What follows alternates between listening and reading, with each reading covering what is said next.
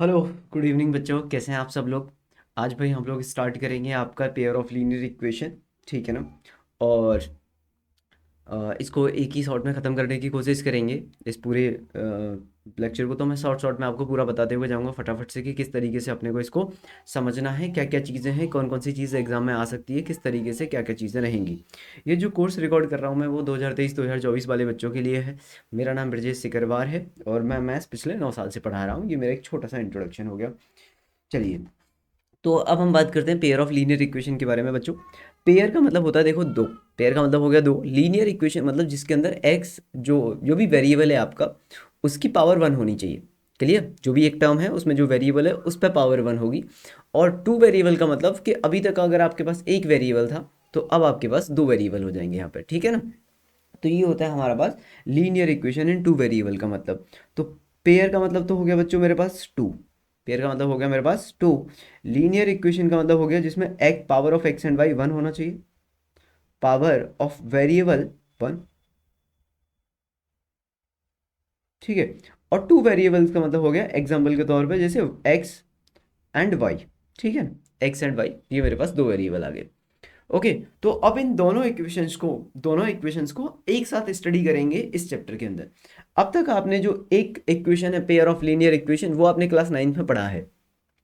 तो अगर मैं आपसे बोलूं कि पेयर ऑफ लीनियर इक्वेशन क्या रिप्रेजेंट करता है, जैसे कि आपके पास ये होगा, जैसे 2x प्लस का 3y plus 7 equal to zero लिखा हुआ है बच्चों, मान लीजिए। क्लियर, ये लिखा हुआ है। अब आपने देखा होगा कि ये जो है, ये linear equation in two variable. ठीक है ना। क्या रिप्रेजेंट करता था ये linear equation in two variables. ये आपका क्या रिप्रेजेंट करता है, आपका एक स्ट्रेट लाइन को रिप्रेजेंट करता था। ग्राफ के अंदर आपने इसका ग्राफ बनाया होगा ना। तो ग्राफ में ये क्या आता था, ग्राफ में ये आपका, ग्राफ में एक स्ट्रेट लाइन आती थी। ग्राफ में एक स्ट्रेट लाइन आती थी। क्लियर। ग्राफ में एक स्ट्रेट लाइन आती थी ये। ठीक है। तो अब क्या है, अब हमारे पास पेयर है इस लीनियर इक्वेशन का। पेयर का मतलब हो गया कि अब मेरे पास दो इक्वेशन है। जैसे कौन कौन सी इक्वेशन हो गई मेरे पास, एक हो गई मेरे पास बच्चों a1x plus b1y plus c1 equal to zero. और दूसरी हो गई मेरे पास a2x प्लस का b2y प्लस का c2 is equal to zero. Clear. अब मेरे पास ये दो इक्वेशन आ गई। अब ये जो दो इक्वेशन है वो क्या रिप्रेजेंट करेगी, दो दो लाइन को करेंगी रिप्रेजेंट। अब ये ग्राफ में दो लाइन होंगी। ठीक है। तो ये आपके पास हो गया पेयर ऑफ लीनियर इक्वेशन। ठीक है ना। Pair of linear equations. ठीक है ना। इसका मतलब ग्राफ के अंदर दो स्ट्रेट लाइंस आ गई अब, ये है ना। ग्राफ में दो स्ट्रेट लाइंस, ग्राफ में दो स्ट्रेट लाइंस। ठीक है ना। दो स्ट्रेट लाइंस आ गई। अब ग्राफ में दो स्ट्रेट लाइन कितने तरीके से बना सकते हो आप, वो पॉइंट है। तो पहला केस आप बोल सकते हो कि सर ग्राफ अगर आपको बनाना है और उसमें दो स्ट्रेट लाइन रखनी है, तो आप ऐसे बना सकते हो कि ये आपका देखो एक लाइन हो गया यहाँ पे कुछ इस तरीके से बच्चों। ये आपने एक लाइन बना दिया, दूसरा लाइन आपने ऐसे बना दिया। ठीक है। ये आपका पहला लाइन हो गया L1 और ये आपका L2 लाइन हो गया। ये ऐसी लाइंस हैं जो कि आपस में काट रही हैं एक दूसरे को। कैसी लाइन हो गई, L1 L2 देखो कहीं पे काट के जा रही है ना एक दूसरे को इंटरसेक्शन पॉइंट पे। तो इसका क्या है, एक इंटरसेक्शन पॉइंट आ जाएगा इस जगह पर। ये आपका एक हो गया।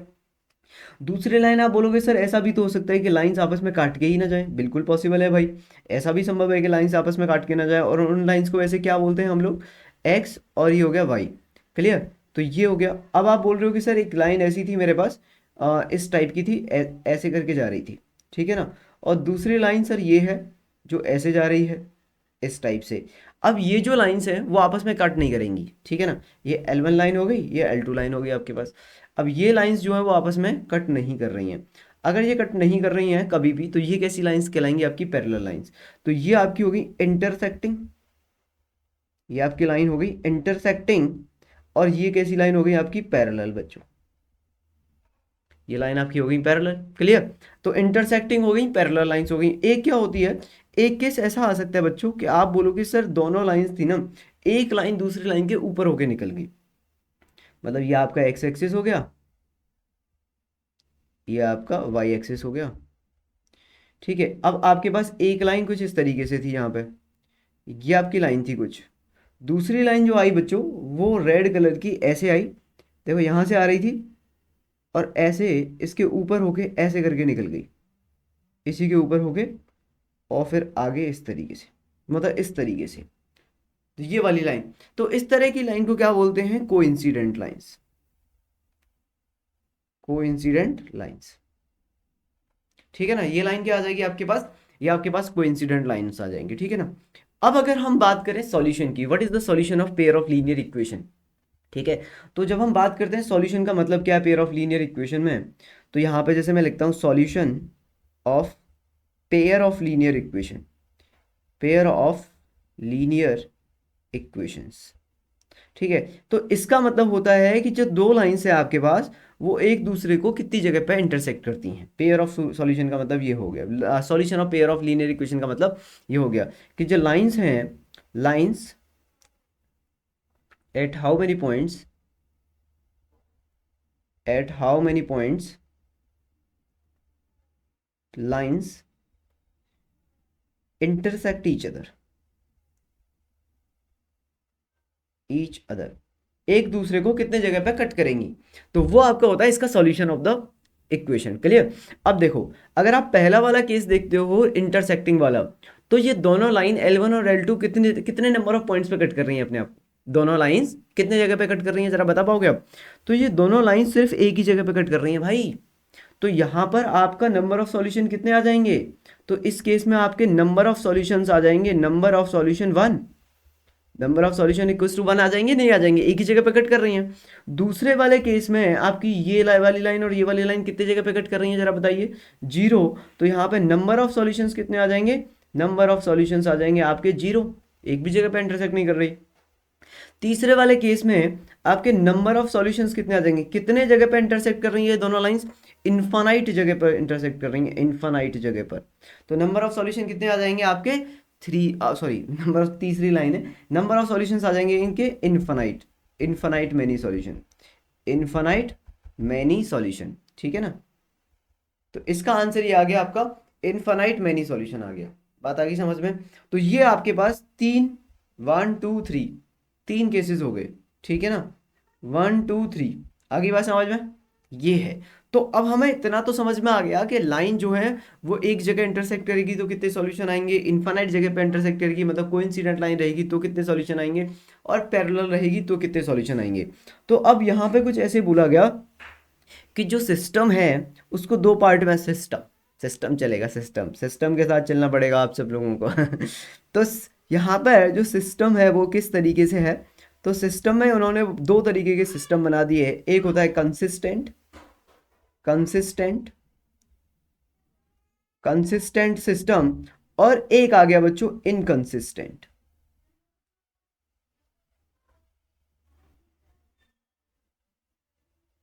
ठीक है, कंसिस्टेंट सिस्टम में हो गया आपके पास यहां पर दो तरह की लाइंस आती हैं आपकी। ठीक है, एक तो आपकी इसके अंदर कहलाएगी इंटरसेक्टिंग लाइन, इंटरसेक्टिंग लाइंस इसके अंदर आ जाएंगी, और एक इसके अंदर आपकी कोइंसिडेंट लाइंस आ जाएंगी, कोइंसिडेंट लाइंस वाला केस। ठीक, इसके अंदर आपका पैरेलल लाइंस वाला केस आएगा, इसके अंदर आपका पैरेलल लाइंस वाला केस आ जाएगा इनकंसिस्टेंट सिस्टम में। ठीक है ना, ये हो गया आपके पास। तो कंसिस्टेंट सिस्टम मतलब जिसके अंदर इंटरसेक्टिंग लाइंस हैं और कोइंसिडेंट लाइंस हैं, और पैरेलल लाइंस के अंदर आपका इनकंसिस्टेंट वाला सिस्टम हो गया।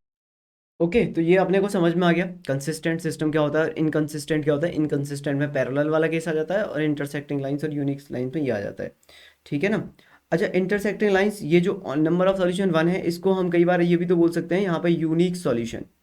ठीक है ना, यूनिक सॉल्यूशन। तो इस केस में आपका एक ही सॉल्यूशन आता है, unique solution, number of solution 0, यानी कि नो सॉल्यूशन। यहाँ पे आपका नो सॉल्यूशन आ जाएगा, और यहाँ पे तो इनफाइनाइट मैनी सॉल्यूशन आ ही रहा है। ठीक है ना, यहाँ पे नो सॉल्यूशन आ गया आपका।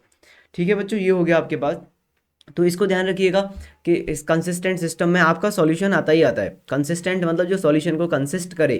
ठीक है ना, ऐसे याद रख लेना। इनकंसिस्टेंट मतलब जो सॉल्यूशन को कंसिस्ट ना करे, ना करे मतलब पैरेलल लाइंस। ठीक है ना। अब इनकी पहचान कैसे होती है, आप कैसे पहचानोगे कि लाइंस पैरेलल हैं, कंसिस्टेंट हैं? तो अपने पास क्या है, दो पेयर ऑफ इक्वेशन है, a1x प्लस का b1 बाय प्लस का c1 इक्वल्स टू 0 है बच्चों। ये मेरे पास पहली इक्वेशन है, और दूसरी इक्वेशन है बच्चों मेरे पास a2x प्लस का b2y प्लस का c2 is equal to 0। Clear, ये आ गया। अब हमने बोला देखो भाई, अगर यहाँ पे पहला, अगर आपके पास a1 upon a2 is not equals to b1 upon b2 आता है, तो ये आपकी इंटरसेक्टिंग लाइन आएंगी। ये कैसी आएंगी? इंटरसेक्टिंग लाइंस आएंगी। तो ये आपकी इंटरसेक्टिंग लाइंस हो गई, ठीक है जी, ये आपकी इंटरसेक्टिंग लाइंस हो गई। और इंटरसेक्टिंग लाइंस को ही हम बोलते हैं यूनिक सॉल्यूशन। तो यहाँ से आपका आ जाएगा बच्चों यूनिक सॉल्यूशन आ जाएगा।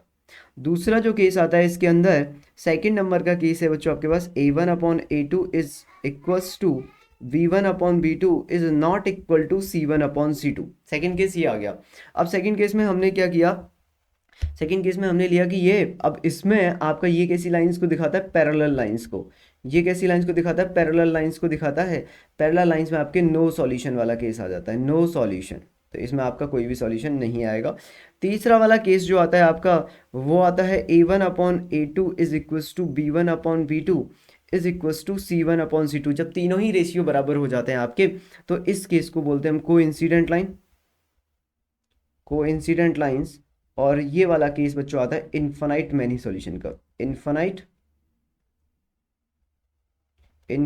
Many solutions. ये आपका तीसरा केस हो जाएगा इनफाइनाइट मैनी सॉल्यूशंस का, ठीक है जी। तो ये आपके पास थी लाइंस, और इस तरीके से हम इन्हें रिप्रेजेंट करेंगे, ठीक है। a1 upon a2, b1 upon b2, c1 upon c2 को चेक कर लीजिएगा कि इसके कितने सॉल्यूशन आएंगे। जैसे कि एक क्वेश्चन लिया हमने, मैंने आपसे बोला कि बताइए कि आपके पास इक्वेशन है जैसे 2x plus 4y plus 7 equals to 0, and यहाँ पे हमने ले लिया 4x प्लस का 4x plus 8y plus 1 equals to 0, ठीक है। आपको बताना है इसके number of solutions. Find number of solutions, number of solutions, ठीक है, ठीक है। इन दोनों इक्वेशंस के नंबर ऑफ सॉल्यूशंस क्या आएंगे? तो जैसे ही आप इसको देखोगे, यहाँ पे देखो a1 का काम कौन कर रहा है 2, b1 का काम कौन कर रहा है 4, और c1 का काम कर रहा है 7। इधर a2 का काम 4 कर रहा है, b2 का काम 8 कर रहा है, और c2 का काम 1 कर रहा है आपका। तो 2/4 is equals to 4/8 is equals to 7/1 not equal to. तो ये दोनों तो बराबर आ गए आपके, 1/2 1/2 आ रहे हैं। इसका मतलब ये कैसी लाइंस हो गई? पैरेलल लाइंस हो गई। और पैरेलल लाइंस का मतलब क्या हो गया आपके पास? नो सॉल्यूशन आ गया। तो इसका मतलब हो गया नो सॉल्यूशन। और ये कैसा हो गया? इनकंसिस्टेंट सिस्टम हो गया, इनकंसिस्टेंट सिस्टम, ठीक है। स्पेलिंग वगैरह आप देख लीजिएगा। ये आपका इनकंसिस्टेंट सिस्टम हो गया। तो आप इस तरीके से पहले टाइप के क्वेश्चंस को तो आप ऐसे कर पाओगे बच्चों, ठीक है, इनमें कुछ भी नहीं है। अब आ जाओ दूसरे। अगर मैंने आपसे बोला कि यहाँ पे second question, x equals to 1, and y equals to minus का 1 is a solution of 2x minus 3y plus 1 equals to 0, and 5x minus 6y, या फिर यहाँ पे लिख लेता हूँ मैं 12y प्लस का 7 इक्वल टू 0, ठीक है। ट्रू और फॉल्स, ट्रू और फॉल्स, ये बताना है आपको। इसमें से क्या सही होगा और क्या, कौन सा वाला सही होगा, कौन सा गलत होगा। मतलब क्या ये सॉल्यूशन पहली लाइन के लिए होगा, दूसरी लाइन के लिए होगा, दोनों के लिए होगा या नहीं होगा, ये आप चेक करके बताइए। सॉल्यूशन का मतलब क्या होता है? अगर वो बोल रहा है एक्स इक्वल्स टू 1 और y equals to -1 is the solution of this equation, इस बात का ये मतलब है कि एक्स इक्वल्स टू 1 रखने पर, वाई इक्वल्स टू -1 रखने पर दोनों इक्वेशन सेटिस्फाई हो जाएंगी। सेटिस्फाई करने का मतलब होता है कि आप जैसे ही एक्स और वाई की वैल्यू उठा के रखोगे, तो वो LHS और RHS को बराबर लेके आ जाएगा, यानी कि 0 इज इक्वल टू 0 ले आएगा। वो 0 इक्वल टू 0 आपके पास आ जाना चाहिए, यही इसका सही मतलब है। तो अगर आप यहाँ रख के देखते हो पहली इक्वेशन में, अगर आप पहली इक्वेशन में रख के देखते हो x equals to 1 and y equals to minus का 1, तो अगर मैं यहाँ रखता हूँ 2x माइनस का 3y प्लस का 1, ठीक है ना, ये मैंने रखा। तो जैसे ही आप x1 और y1 रख के देखो इसमें माइनस का, तो 2 इंटू 1, अरे यार एक सेकंड, यहाँ प्लस लिख लेना गलती से, ठीक है ना, गलती से लिख दिए। तो 2x माइनस का और 3 × 1 y प्लस का 1 इक्वल्स टू 0, या 2 - 3 + 1 equals to 0, then 0 is equals to 0, मतलब यस ये इसका सॉल्यूशन है भाई। x1 और y इक्वल्स टू -1 पहली वाली इक्वेशन का सॉल्यूशन है आपका। अब आप दूसरी वाली इक्वेशन में सेटिस्फाई करके देख लो। ठीक है, दूसरी वाली इक्वेशन में कैसे सेटिस्फाई करोगे आप, तो 5 × 1 रखो और प्लस का 12 × -1 रखो प्लस का 7 रखो इक्वल टू 0 दिखा रहा है ये। तो ये कितना आ जाएगा, 5 - का 12 प्लस का 7 इक्वल टू 0, 12 - का 12 equals to 0, 0 equals to 0, yes ये भी इसका तो answer is true. Yes, x equals to 1 and y equals to -1, 1 is the solution of both equation. दोनों इक्वेशन का सॉल्यूशन हो गया ये। फिर आगे बात समझ में, तो इस तरीके से हम इस क्वेश्चन को सॉल्व करेंगे बच्चों। ठीक है, तो पहले टाइप का क्वेश्चन ये था। अब इसमें हम इस इक्वेशन के हम अंदर क्या करते हैं, सॉल्यूशन निकालने की कोशिश करते हैं, सॉल्यूशन क्या आएगा। तो सॉल्यूशन के लिए आप एक चीज़ को ध्यान रखिएगा कि अब इसमें हमें जो पढ़ने हैं वो 3 मेथड है, ठीक है ना।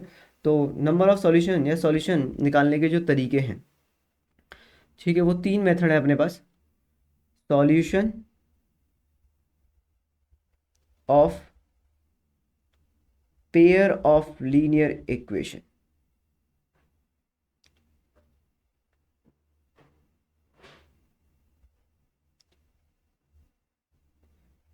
ठीक है।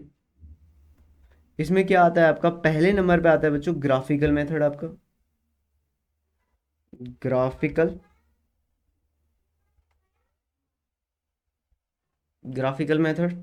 दूसरे पे आता है आपका एल्जेब्राइक में,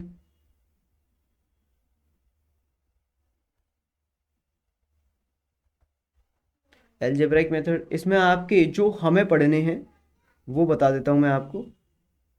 एक आता है इसके अंदर सब्स्टिट्यूशन, सब्स्टिट्यूशन मेथड। एक आता है इसके अंदर एलिमिनेशन मेथड। ये दो हमें पढ़ने हैं, एलिमिनेशन मेथड। तीसरा जो है वो हमें पढ़ना नहीं है, वो सिलेबस में इस बार एनसीईआरटी ने हटा दिया है, cross multiplication. Cross multiplication method, ये वाला मेथड जो है वो एनसीईआरटी ने हटा दिया है, तो ये नॉट इन सिलेबस, ठीक है ना। ये तीसरा वाला ये हमें पढ़ना है, ये पढ़ना है। ये आप लोगों ने जो पहले पढ़ा हो, आप लोगों ने जो पहले पढ़ा है वो ग्राफिकल मेथड पढ़ा होगा, फिर उसके बाद सब्स्टिट्यूशन एलिमिनेशन। मैं थोड़ा उल्टा चलने वाला हूँ, मैं आपको पहले सब्स्टिट्यूशन एलिमिनेशन में से पढ़ाऊंगा, उसके बाद ग्राफिकल पढ़ाऊंगा। इसके पीछे का कारण ये है कि मैं आपको ना ऐसा हैक बताऊंगा कि फिर आप ग्राफ वाले क्वेश्चन हमेशा सही करके आओगे। प्रॉब्लम ये होती है, आपको पहले भी हो सकता है आपको पहले भी ये बात पता हो, क्योंकि अगर आपको ये बात मालूम है कि इक्वेशन क्या है, पैरेलल लाइंस हैं, कोइंसिडेंट हैं या इंटरसेक्टिंग हैं, और अगर आप उन्हें सॉल्व करना जानते हो तो फिर ग्राफ हमेशा ही सही बनेगा आपका।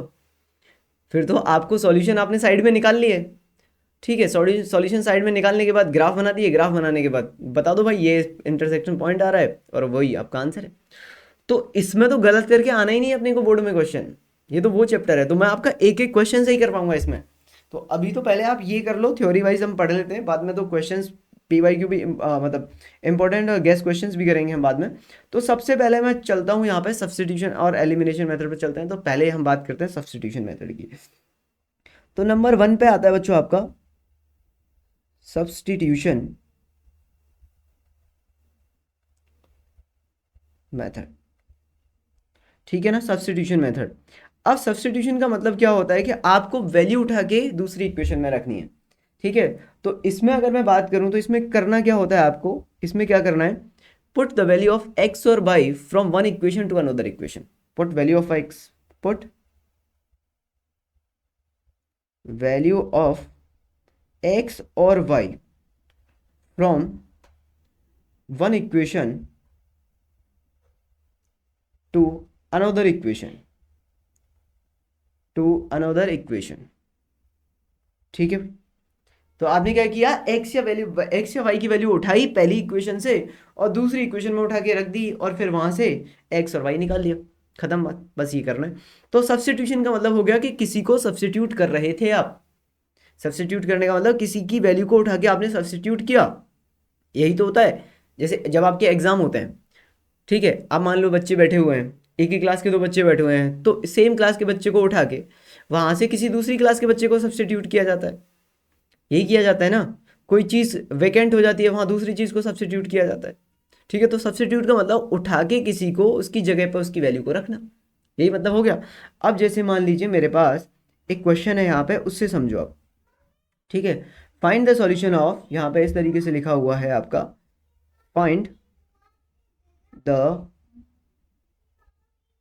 Solution of equations x minus 2y plus 4 equal to 0 and, और यहाँ पे ले लेता हूँ मैं 2x plus y, 2x plus y plus 1 equal to 0। ठीक है ना, अब मुझे इस इक्वेशन को सॉल्व करना है। ये वाली इक्वेशन के सॉल्यूशन कितने आएंगे, 2x प्लस वाई, यहाँ लिख देता हूँ 2x plus y plus 1 is equal to 0।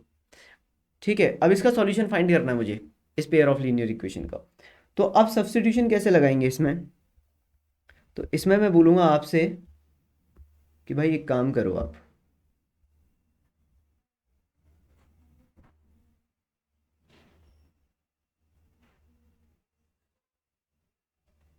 एक काम करो इसमें आप, कि यहाँ पे आपके सामने इक्वेशन लिखी हुई है x माइनस का 2y प्लस का 4 इक्वल टू 0, ये वन इक्वेशन है।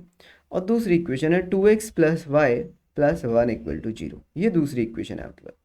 आप पहली इक्वेशन से, किसी भी एक इक्वेशन से, किसी भी एक इक्वेशन से आप x या y की वैल्यू निकाल लो। ठीक है, आप किसी से भी कोई भी वैल्यू निकालो, दोनों में से कोई भी चलेगा। आपने बोला सर एक काम करते हैं x की वैल्यू निकाल लेते हैं यहाँ से, तो इक्वेशन 1 से जो आपकी x की वैल्यू आ रही है वो कितनी आ जाएगी, तो x इक्वल टू बच्चों यहाँ से आ जाएगा आपका 2y माइनस का 4, ये आएगा। अब इसको हमें पुट करना है, put in equation second, second में जहाँ x है वहाँ 2y माइनस 4 रख दो आप। तो इसकी जगह पे आप रखिए जरा, और फिर मुझे बताइए कितना आंसर आ रहा है। देखो मैं अभी आपको सॉल्व करके भी दिखा देता हूँ। जैसे ही आपने ये रखा तो 2, और x की जगह पे आपने रखा 2y माइनस का 4 plus y plus 1 is equals to 0। ये आपके पास हो गया बच्चों 4y माइनस का 8 प्लस का y प्लस का 1 इक्वल टू 0। ये आपके पास हो गया 5y माइनस का 7 equal to 0, then y is equals to 7/5। ठीक है ना, ये आ गया आपका y की वैल्यू। अब इस y की वैल्यू को उठा के आप इसमें रख दीजिए। तो x इक्वल टू कितना था आपके पास, 2y माइनस का 4, तो आपने 2 इंटू वाई की वैल्यू उठा के रख दी 5 माइनस का 4, ये हो जाएगा 14 माइनस का 20/5, ये हो जाएगा माइनस का 6/5। ठीक है, ये आपकी x की वैल्यू आ गई बच्चों। ठीक है, ये आपके पास x की वैल्यू आ गई, तो y और x की ये अपने पास वैल्यूज आ गई दो। तो इसको बोलते हैं हम सब्स्टिट्यूशन मेथड, ये वाला, कि किसी भी x या y की, अगर आपने y की वैल्यू उठा के रखी होती तो भी यही आंसर आता। वैल्यू x और y की वैल्यू चेंज करने पे आंसर चेंज नहीं होता है, आंसर वही रहता है। ठीक है ना, मेथड चेंज करने से। तो आपका x और y आ गया। अब देखो x और y ना इसको सेटिस्फाई कर रहा होगा, आप x और y की वैल्यू उठा उठा के अगर दोनों इक्वेशन में रखोगे तो आपका सेम ही आंसर आ जाएगा। ठीक है, चलो एक और क्वेश्चन करके देखते हैं अपन लोग। दूसरा क्वेश्चन, सेकंड क्वेश्चन है मेरे पास, find solution of equations 2x plus 3y minus 4 equal to 0 and 4x plus 6y minus plus का 5 इक्वल टू 0। ये इक्वेशन ले ली मैंने। अब इसको अपने को सॉल्व करना है। ठीक है ना, तो आपने क्या किया, कोई भी एक वैल्यू उठा लो इसमें से, दोनों में से, और उसको यहाँ सब्स्टिट्यूट करो। जैसे यहाँ पे लिखा हुआ है 2x प्लस का 3y माइनस 4 इक्वल टू 0 है बच्चों। आपने यहाँ से 2x निकाला, ये आपके पास आ गया 4 माइनस का 3y। अब इसको put in equation second, put in equation second, दूसरी इक्वेशन में रख दिया। दूसरी इक्वेशन में रखने के बाद क्या हो जाएगा, ये हो जाएगा 4x प्लस का 6y प्लस 5 इक्वल टू 0 था। आपने यहाँ से 2 लिखा, इसको 2x लिख सकते हो आप, प्लस का 6y प्लस का 5 इक्वल टू 0। ठीक है, 2 इंटू 2x की वैल्यू आप लिख सकते हो 4 माइनस का 3y प्लस का 6y प्लस का 5 इक्वल टू 0। अब आप इसे सॉल्व करोगे तो ये आपके पास 8 माइनस 6y प्लस का 6y प्लस का 5 इक्वल टू 0, ये से कट जाएगा और 13 इक्वल टू 0। ये तो बड़ी अजीब सी चीज़ आ गई, आप देख रहे हो, ये तो बड़ी अजीब सी चीज़ आ गई। अब तो यहाँ से तो y कट गया, तो आएगा भी भाई, आप क्वेश्चन अगर ध्यान से देखते तो आप करने से पहले बता सकते थे कि सर इसके तो सॉल्यूशन आएंगे ही नहीं, ये जो इक्वेशन है वो तो पैरेलल लाइन से है, ये इसके तो इनकंसिस्टेंट सिस्टम है, यहाँ से तो आंसर ही नहीं आने वाला है। ठीक है, नो सॉल्यूशन। तो इस तरह के क्वेश्चन में जब आप सॉल्व करो, मैंने ये आपको क्यों बताया, क्योंकि जब आप सॉल्व करो तो आप फंसो ना। अगर बाई चांस ऐसी चीज़ आ जाती है तो आप समझ जाना भाई पैरेलल लाइन से, खत्म बात है। जब आपका कुछ भी नहीं आ रहा है तो यहाँ से आ जाएगा नो सॉल्यूशन। ठीक है, तो यहाँ से आपका आंसर आ जाएगा no solution, because lines are, because, ये थोड़ा मैंने बिकॉज ऐसा लिख दिया, आप सही से लिखिएगा, बिकॉज लाइन्स आर पैरेलल, क्योंकि लाइन्स पैरेलल हैं। अब आप a1/a2 b1/b2 करके देख लो, a1/a2 is equals to b1/b2 आ रहा है आपका, is not equals to c1/c2। तो ये तो पैरेलल लाइंस थी। तो अगर आप बाई चांस क्वेश्चन में देखो, एग्जाम में जब आप क्वेश्चन करते हो तो जरूरी नहीं है कि सारी चीज़ें तुरंत स्ट्राइक कर जाएं। आप कर रहे हो तो आप जब एंड में करते करते पहुंच जाते हो तो वहां से भी आप इंटरप्रिटेट कर सको कि भाई अरे ये तो ये वाली चीज़ है, ठीक है ना। तो वो वाली अगर स्टार्टिंग में किसी बच्चे को दिख गया लेकिन क्वेश्चन 3 नंबर का था, थोड़ा बड़ा था, तो करके दिखाना पड़ेगा, तो ठीक है करके भी दिखा देंगे, आंसर तो अपने को पहले से ही मालूम है, आंसर अपने को पहले से ही मालूम है तो कर देंगे, उसमें क्या है। ठीक है, तो ये था मेरा सब्स्टिट्यूशन मेथड। अब हम बात करते हैं एलिमिनेशन मेथड की। ठीक है, सेकंड है मेरे पास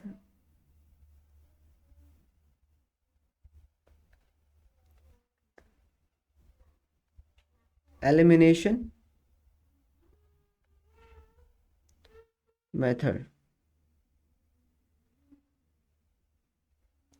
ठीक है ना, elimination method second.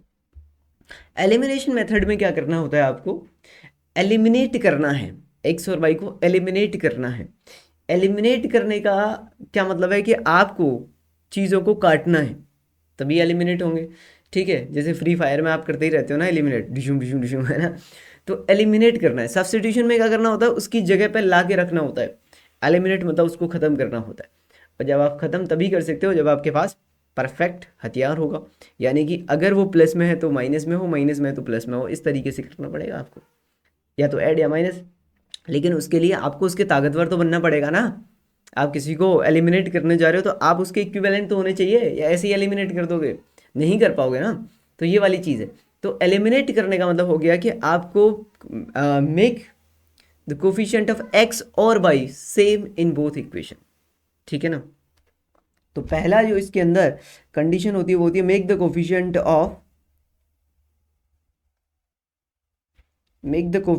Of x और y same in both equation, ठीक है ना, सबसे पहला चीज। तो दोनों इक्वेशंस के अंदर आप x या फिर y के कोफिशिएंट को सेम बना लिया, y मल्टीप्लाइंग द नंबर, जो भी नंबर है, और सेम बनाने के बाद आप पहली में से दूसरी को माइनस कर दीजिए। अगर बाई चांस आपका कभी क्वेश्चन ऐसा है कि जिसमें जैसे मान लो 2x है और दूसरे में -2x है, तो फिर आप दोनों को प्लस कर दीजिए, उससे आंसर आ जाएगा। ठीक है ना। तो सेम बनाने का मतलब समझ में आ गया आपको, कोफिशिएंट ऑफ एक्स या फिर वाई को किसी को भी एक को सेम बनाना है, उसके बाद आपका आंसर आ जाएगा। तो अब जैसे हम यहाँ पर एक क्वेश्चन से ही एक्सप्लेन करते हैं, उसी से मज़ा आएगा। जैसे मैंने यहाँ पे एक क्वेश्चन लिया, मैंने बोला फाइंड द सॉल्यूशन ऑफ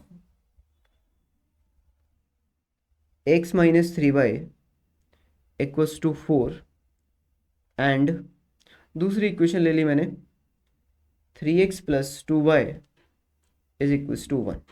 ये है मेरे पास सिस्टम ऑफ लीनियर इक्वेशन, ये है। अब इसको अगर आपको सॉल्व करना है तो बच्चों इसमें क्या होगा आपका, तो पहली इक्वेशन आपके पास x - 3y इक्वल्स टू 4, दूसरी इक्वेशन आपके पास 3x + का 2y इज इक्वल्स टू 1। अब आपको इसमें से x या y के किसी एक के कोफिशिएंट को सेम बनाना है। अब आपने बोला सर x का कोफिशिएंट सेम बनाना बड़ा आसान है, क्योंकि पहली वाली इक्वेशन में आप 3 से मल्टीप्लाई कर दोगे तो x का कोफिशिएंट सेम बन जाएगा। पहला वाला बड़ा आसान हो गया, तो 3 से मल्टीप्लाई कर दो पहली इक्वेशन में। तो ये जो पहली इक्वेशन है वो क्या बन जाएगी आपके पास, 3x - का 9y इज इक्वल्स टू 12, और दूसरी वाली इक्वेशन यहाँ से आ जाएगी आपके पास 3x + का 2y इज इक्वल्स टू 1। अब आप इन्हें एलिमिनेट करने के लिए माइनस कर दो, ये इक्वेशन 1 ये इक्वेशन 2 हो गई, तो 1 - तो इक्वेशन 1 - इक्वेशन 2 कर दो आप, तो सब्ट्रैक्ट करोगे तो यहाँ पे आपका माइनस साइन लग जाएगा, यहाँ पे माइनस, यहाँ पे माइनस लग जाएगा, तो यहाँ से ये कैंसिल हो जाएगा आपका, ये माइनस का 11y हो जाएगा, 9 और 2, और इज इक्वल टू यहाँ से कितना आ जाएगा, 11 आ जाएगा आपका। तो y की वैल्यू जो है वो माइनस का 1 आ जाएगी, तो y तो आपका -1 आ रहा है, ठीक है। अब इसको किसी भी put value of y in any one of the equation, in any equation, किसी भी एक इक्वेशन में पुट कर दो y की वैल्यू को, जो ओरिजिनल इक्वेशन दी है तो वहां पे पुट करोगे तो क्या होगा, जैसे कि आपने बोला इक्वेशन है मेरे पास x minus 3y equals to 4, y equals to -1 रखो, तो x प्लस का 3 इक्वल्स टू 4, तो x इक्वल्स टू कितना, -1 आ गया आपके पास, +1 सॉरी, x इक्वल्स टू कितना आ गया आपके पास, +1 आ गया। तो x की वैल्यू +1 आ गई, y की वैल्यू -1 आ गई। अब आप इसमें रख के देख लो, सेम आ रहा होगा। x की वैल्यू 1 रखी हमने, y की वैल्यू -1, 4 इक्वल्स टू 4, 0 हो गया। x की वैल्यू 1 रखी, y की वैल्यू -1 रखी, 1 इक्वल्स टू 1 आ गया। सेटिस्फाई कर रहा है भाई, x और वैल्यू y की वैल्यू उठा उठा के दोनों इक्वेशन में रख दो, LHS इक्वल्स टू RHS आ जाएगा, ठीक है, सेटिस्फाई कर जाएगा। तो यही था बस। तो इस तरह के क्वेश्चन को बोलते हैं एलिमिनेशन। मैंने x में मल्टीप्लाई किया है, हो सकता है आप y में मल्टीप्लाई कर दो, और अगर लाइन से इस तरह की हैं जो कि कट रही हैं या कुछ इस तरीका है, तो वो भी अपने को आइडिया लग जाएगा इसके अंदर, ठीक है ना, उसका भी आप आइडिया लगा लोगे। चलिए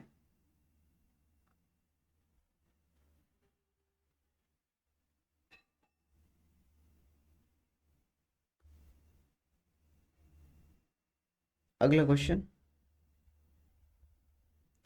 नेक्स्ट क्वेश्चन जो है इसमें वो किस तरीके से है आपका, जैसे मैंने आपसे बोला यहाँ पे सॉल्व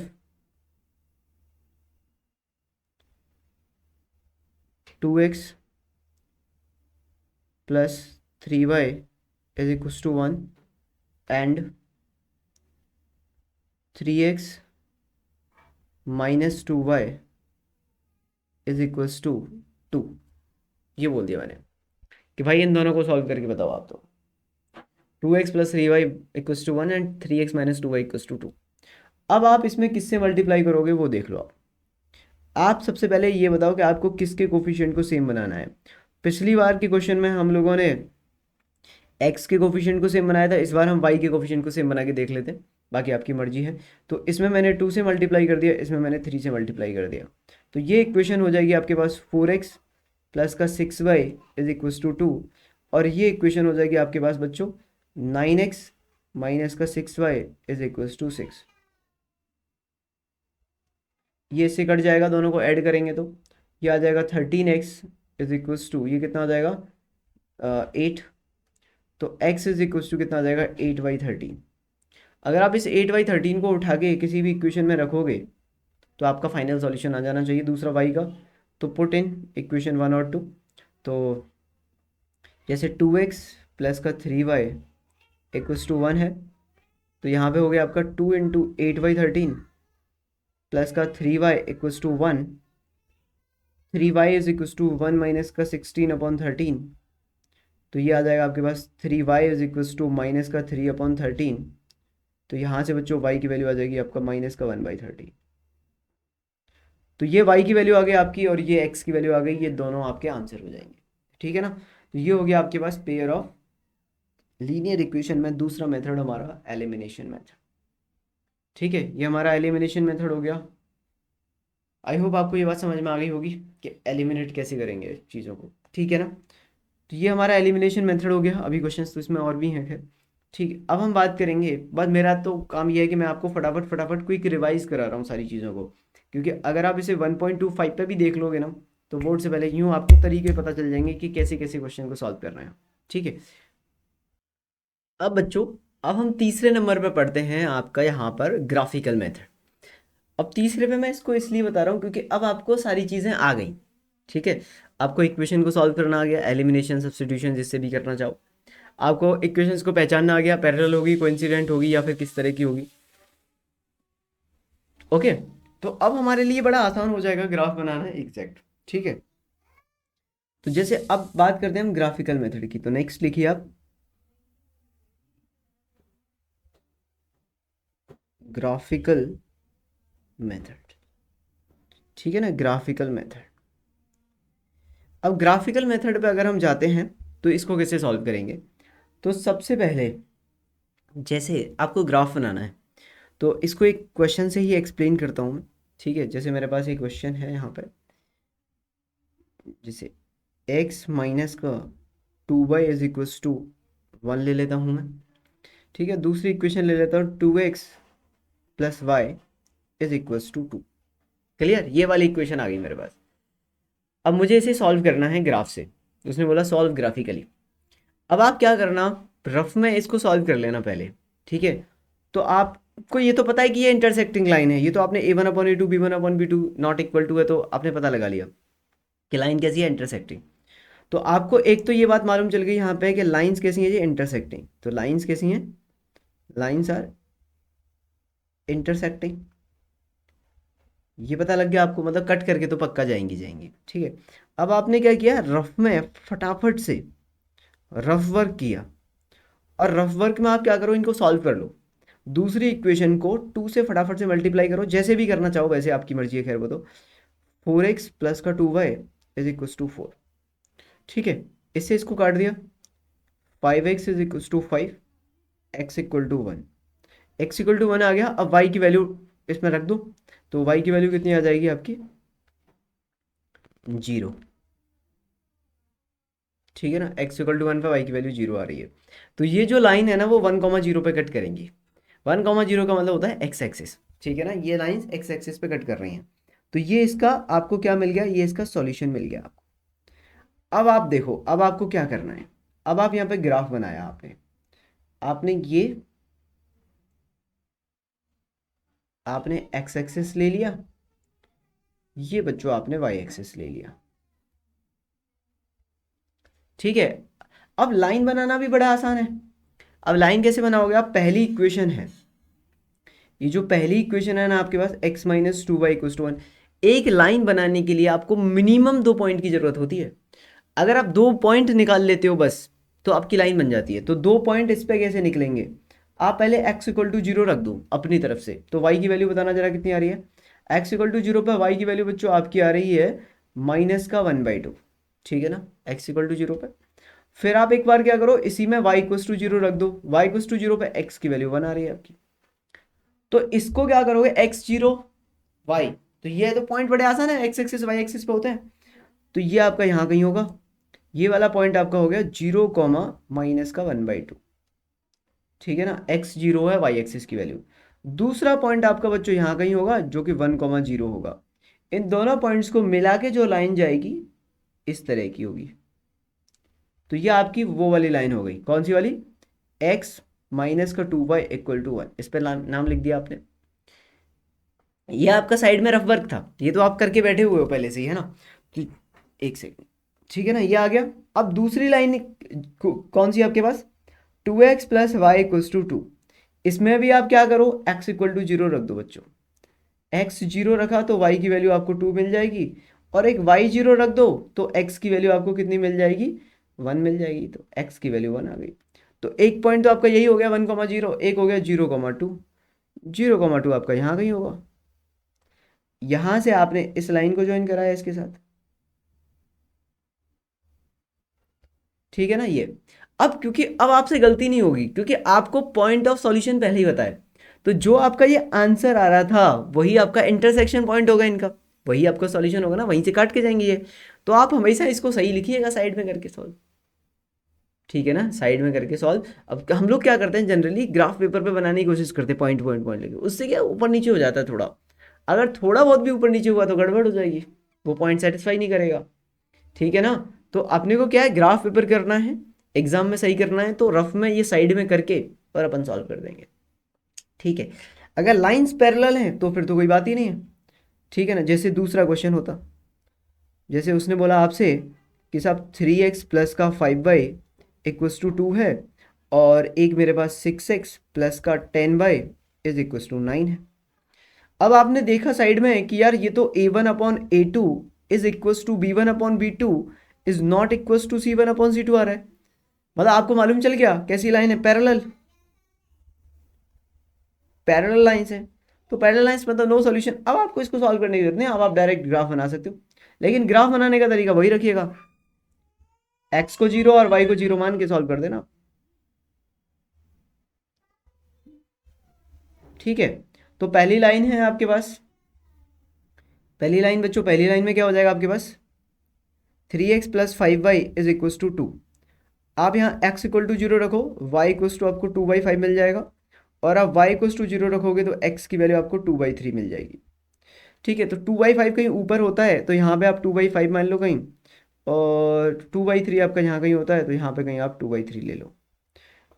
ठीक है, तो ये आपका पॉइंट हो गया 0,2/5। अगर आप पॉइंट भी लिख दोगे तो उसे अच्छा लगेगा, एग्जामिनर को लगेगा कि भाई बच्चे ने सच में मेहनत की है। ये पहली लाइन आ गई। दूसरी लाइन इसके पैरेलल बनेगी आपकी, क्योंकि आपने साइड में ये निकाल ही लिया है सॉल्व करके। तो दूसरी लाइन आपकी क्या बन जाएगी आपके पास, 6x plus 10y equals to 9 है। x जैसे 0 रखोगे तो ये 9/10 आ जाएगा y की वैल्यू। ठीक है, 9/10 कितना होता है ये, 9/10 थोड़ा सा तो इससे ऊपर ही होगा यहाँ पे कहीं। और दूसरे वाला y इक्वल्स टू 0 रखोगे तो x की वैल्यू यहाँ से 3/2 आ जाएगी, तो ये भी थोड़ा सा आगे चला जाएगा।